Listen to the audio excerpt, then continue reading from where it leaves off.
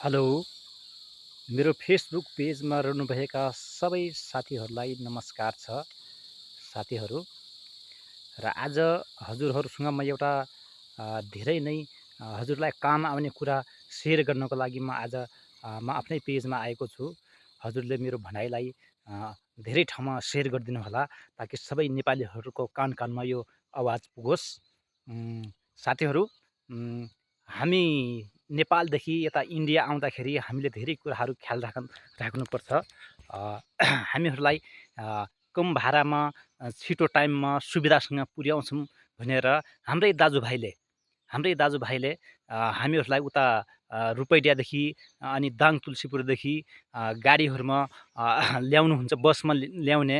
अनि फेरि बसमा धेरैभन्दा धेरै मान्छे हाल्ने, एउटा सिटमा 2टा मान्छे हाल्ने, अनि भाडा पनि कम भाडामा लिन्छु भनेर भाडा ज्यादा नै लिने।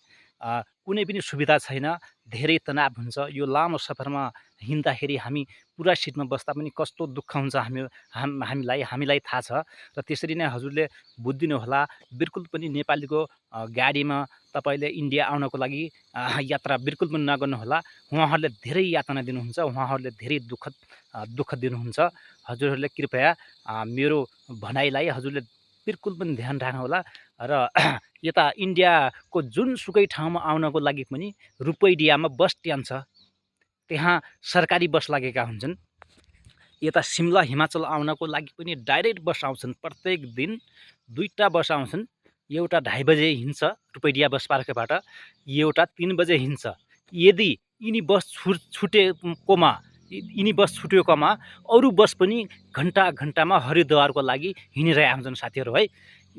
अनि तिनी बसमा आउँदा पनि कुनै पनि अप्ठ्यारो हुँदैन। हजुरलाई साँझको 4 बजे बस्नुहोस्, साँझको 5 बजे बस्नुहोस्, तपाईँलाई बिहान टाइममा पुर्याइन्छ। अनि हरिद्वार आइसकेपछि तपाईँ चाहिँ सिमला आउन चाहनुहुन्छ, तपाईँ चाहिँ कुल्लु मनाली जान चाहनुहुन्छ, तपाईँ चाहिँ कोटघर जान चाहनुहुन्छ, जुनसुकै ठाउँमा जाँदा पनि हरिद्वारबाट घन्टामा सरकारी बस लागेका हुन्छन्। तिनी बसमा हजुरले यात्रा गर्न सक्नुहुन्छ। कृपया नेपाललाई धेरै ठग्ने र धेरै यातना दिने काम गरेका छन्। कृपया हाम्रो नेपालीहरूको गाडीमा बिल्कुल पनि तपाईँहरू नबस्नुहोला। सरकारी गाडीमा पुरा सिटमा बसेर आउन पाइन्छ। सुत्न मजासँग त्यो तिनी बसमा आउन मिल्छ। धेरै नै सुविधा हुन्छ। सिसी क्यामेरा जडान हुन्छन् तिनी बसमा। टिकटमा तपाईँको बिमा बनिएको हुन्छ। हजुरले तिनी सरकारी बसमा बस्दाखेरि टिकटमा बिमा बनिएको हुन्छ। धेरै नै सुविधा हुन्छ। धेरै नै भारत सरकारले धेरै त्यस्तो कथन कथाले त्यस्तो नहोस्, त्यस्तो भइजा पनि भोलि भारत सरकारले धेरै हेल्प गर्छ। कृपया यो कुरालाई ध्यान राखिदिनु होला। हस्त, धन्यवाद।